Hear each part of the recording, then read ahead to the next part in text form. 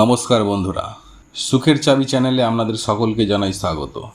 ভারতীয় দর্শনশাস্ত্র ও বিভিন্ন দেবদেবীর পূজা অর্চনার পদ্ধতি এই চ্যানেলের মূল বিষয়বস্তু। বন্ধুরা, আপনারা যদি নতুন কিছু জানতে চান বা নতুন কিছু শিখতে চান তাহলে চ্যানেলটি সাবস্ক্রাইব অবশ্যই করুন। বন্ধুরা, আশ্বিন মাস ইতিমধ্যে পড়ে গিয়েছে, আর এই পবিত্র আশ্বিন মাস নানান দিক থেকে আমাদের কাছে অত্যন্তই গুরুত্বপূর্ণ, কারণ এই মাসেই মা দুর্গার এই পৃথিবীতে আগমন হবে। বন্ধুরা, তাই এই আশ্বিন মাসকে মা দুর্গার মাসও বলা হয়ে থাকে। বন্ধুরা, এই পবিত্র আশ্বিন মাস চলাকালীন যদি আপনার ঘরে এই তিনটি জিনিস থেকে থাকে বা যদি আপনারা এই তিনটি জিনিসকে ঘরে রাখেন তাহলে অর্থ আসবে ঝড়ের বেগে, আর এটি পরীক্ষিত এবং প্রমাণিত। হ্যাঁ বন্ধুরা, আপনি যদি এই পবিত্র আশ্বিন মাসে সামান্য এই তিনটি জিনিস আপনার গৃহে রাখতে পারেন তাহলে মা লক্ষ্মী কখনোই আপনার গৃহে চঞ্চলা হবেন না।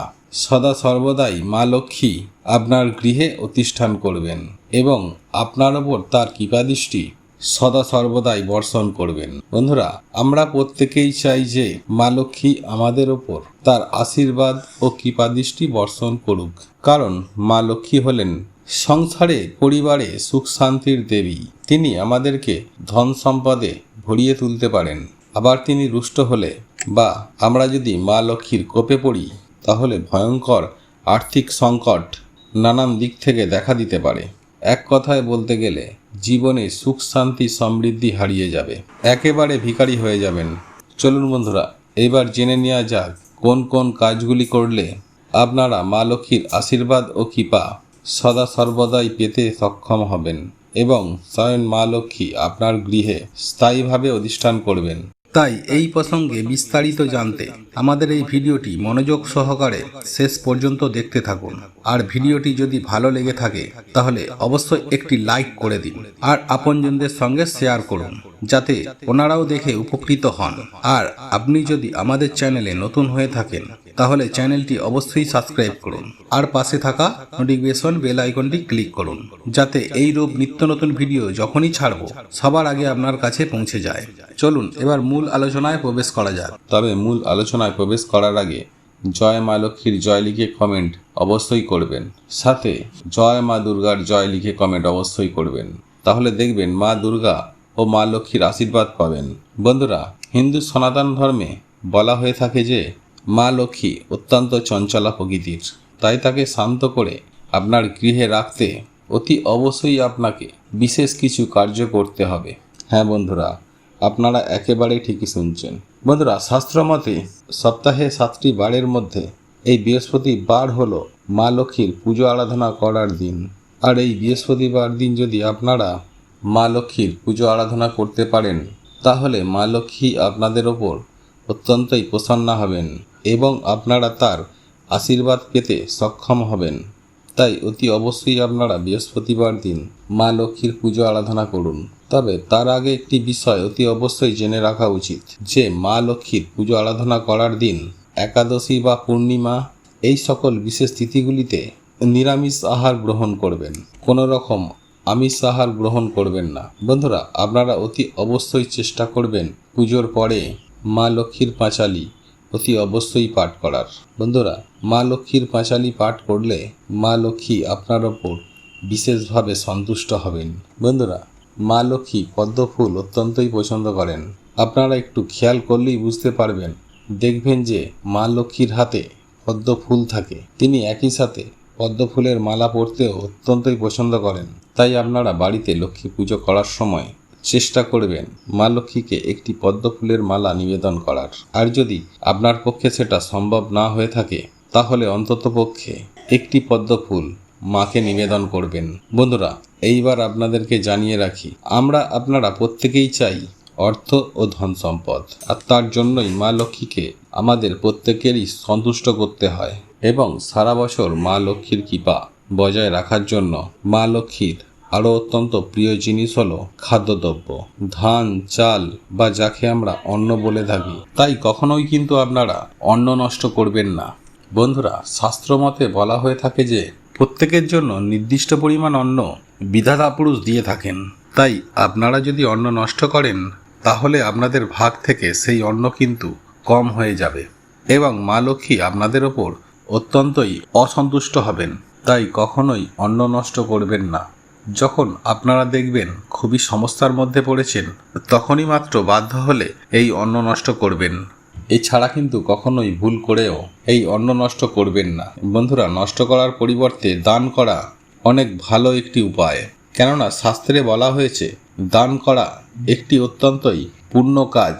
তাই আপনারা অন্ন নির্দ্বিধায় দান করতে পারেন। বন্ধুরা, এইবার আমি আপনাদেরকে বলে রাখি যে মা লক্ষ্মীকে আপনারা কর্পূর দান করতে পারেন এবং সেই কর্পূর পরবর্তীকালে তুলে নিয়ে আপনারা আপনাদের ঘরে যেই স্থানে টাকা পয়সা রাখেন বা আপনাদের মানিব্যাগে সেই কর্পূর একটি কাগজের মধ্যে মুড়ে আপনারা আপনার মানিব্যাগে রেখে দিতে পারেন। বন্ধুরা, আপনারা যদি আপনার মানিব্যাগে বা আপনারা বাড়িতে যেই স্থানে টাকা পয়সা রাখেন সেইখানে যদি আপনারা কর্পূর রাখেন, তাহলে কিন্তু মা লক্ষ্মী সেই কর্পূরের সুগন্ধে আপনার গৃহে দৌড়ে আসবে। বন্ধুরা, একই সাথে আপনাদেরকে এটাও জানিয়ে রাখি যে আমাদের প্রত্যেকের বাড়িতেই একটি করে ভাড়ার ঘর থাকে, যেখানে ধান চাল প্রভৃতি রাখা হয়ে থাকে। বন্ধুরা, এই জিনিসটি আপনারা অতি অবশ্যই মাথায় রাখবেন যে আপনারা কখনোই ধান বা চাল ফুরিয়ে গেলে আপনারা কখনোই বলবেন না যে ধান বা চাল বা অন্ন ফুরিয়ে গিয়েছে। আপনারা সব সময় বলবেন ধান চাল বাড়ন্ত, অর্থাৎ ফুরিয়ে যাওয়ার কথাটির পরিবর্তে এই বাড়ন্ত কথাটি ব্যবহার করুন। ফুরিয়ে যাওয়া কথাটি ব্যবহার করলে মা লক্ষ্মী অসন্তুষ্ট হতে পারেন, তবে বাড়ন্ত কথাটি ব্যবহার করলে মা লক্ষ্মীর কৃপা আপনারা পাবেন এবং আপনাদের ধান চাল এবং অন্নের পরিমাণ ক্রমশ বাড়তে থাকবে। হ্যাঁ বন্ধুরা, অন্ন বস্ত্র বাসস্থানের অভাব কখনোই হবে না। বন্ধুরা, এরপর আমি আপনাদেরকে যে বিষয়টির কথা বলবো তা হলো কড়ি। বন্ধুরা, এই কড়ি মা লক্ষ্মীর অত্যন্ত প্রিয় একটি জিনিস। তাই অতি অবশ্যই আপনারা বাড়িতে লক্ষ্মী পুজো করার সময় মা লক্ষ্মীকে কড়ি নিবেদন করুন এবং খেয়াল রাখবেন এই কড়ি যেন সাদা রঙের হয়। বন্ধুরা, কড়ি অনেক সময় হলুদ সাদা এই দুই রকমই হতে পারে। আপনারা চেষ্টা করবেন মা লক্ষ্মীকে সাদা রঙের কড়ি নিবেদন করার। তারপর এই কড়িগুলি আপনারা আপনাদের মানিব্যাগে বা আপনারা আপনাদের বাড়িতে যেখানে টাকা পয়সা বা অর্থ সঞ্চয় করে রাখেন সেই স্থানেও আপনারা রাখতে পারেন।